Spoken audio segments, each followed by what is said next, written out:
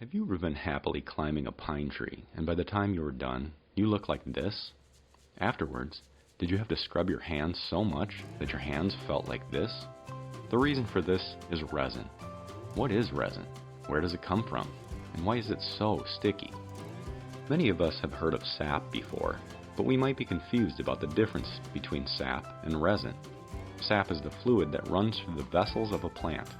These vessels, xylem, which mostly carries water, minerals, and hormones up the plant, and phloem, which carries water and sugars down the plant, are kind of like our blood vessels.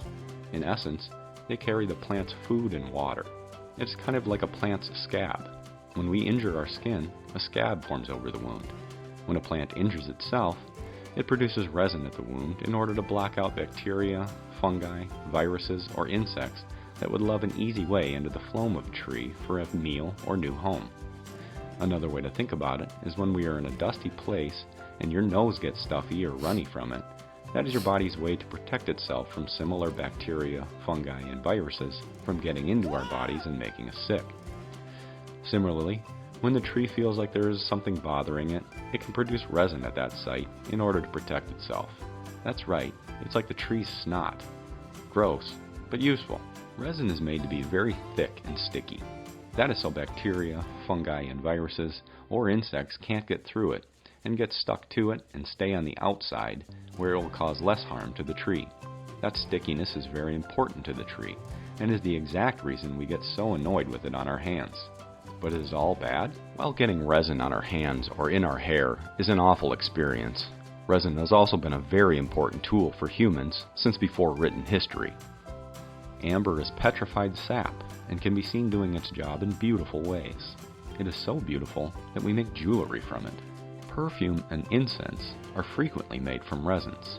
Some of the most expensive smells in the world are from resin, like myrrh and frankincense. Turpentine is processed pine resin, and it is used to clean and break down sticky things like paint. Weird how a sticky thing is changed into something that is used to unsticky things. Adhesives are one of the first known uses of resin. Pine pitch is a processed resin that was used to attach arrowheads to the arrow shaft. Healing wounds, sores, and burns was an important use of resin when mixed with other plants. We said before that resin's stickiness was important from keeping insects off of wounds, and a light coating worked the same on our skin. When a mosquito lands on a patch of skin that is sticky, they would fly off because they didn't like the sticky texture either. One last neat use for resin is starting campfires. When a limb is injured or too low to see any light, sometimes a pine tree will fill the base of the limb with resin and let it die off. The resin is there to protect the main body of the tree from allowing wood-boring insects into the trunk. This area of collected resin is called a pine knot or fatwood and can be used to light a fire with no matches. I'll show you how. Alright, to start a campfire without matches, first you need to find a pine wood knot. You can tell that this portion here grew inside the log. This portion here was a limb. This area holds most of the resin to block pathogens coming from a broken limb from moving into the body of the main trunk. So you can find these by stumps on the ground, rotted logs on the ground, and you can usually easily break them out. Now at first, we're going to break off the rotted wood here. There's no resin in this. As soon as we break all this off, we'll baton it open and look inside, see what it's like. So at this point, you've got your knife lined up on top of the piece that you want to split in order to get inside to the resin. You also have a batoning piece of wood. You're just going to hit the top of your knife in order to split it open. Yeah, we're getting down to it.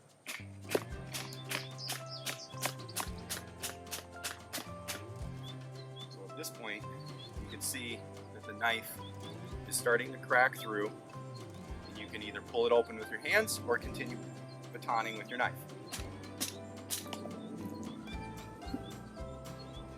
Here, we can see all the resin inside this wood. Now this resin, again, was there to stop pathogens from coming down the rotted wood into the tree body. You can see the red, the darker colored, and a little more moist looking wood. That's all dead wood filled with resin. All right, at this point, we've cleaned up our stick a little bit. And I'm now gonna take the knife and start making shavings into a pile on my working surface. I'm gonna use a piece of bark, flat piece of bark, in order to make kind of a plate for all my shavings to collect on. And this may take a little bit. You want a bigger pile in order for once you to start sparking on it, for it to capture that spark. Because if you just use one little tiny piece of this, it's gonna go out in a second. The nice thing about this resin is that it burns for a long time, and even in the rain.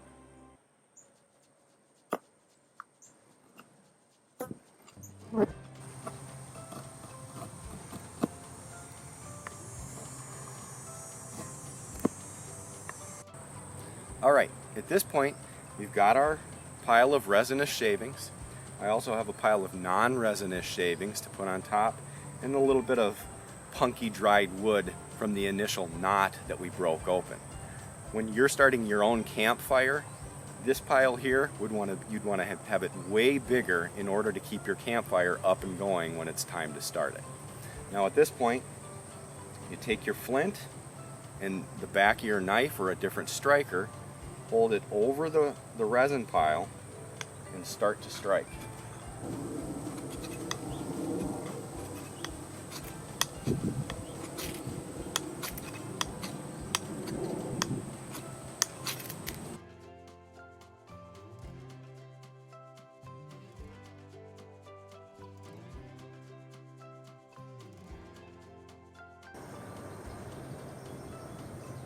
Now the resin pile has been burning for about a minute, so it burns for a long time.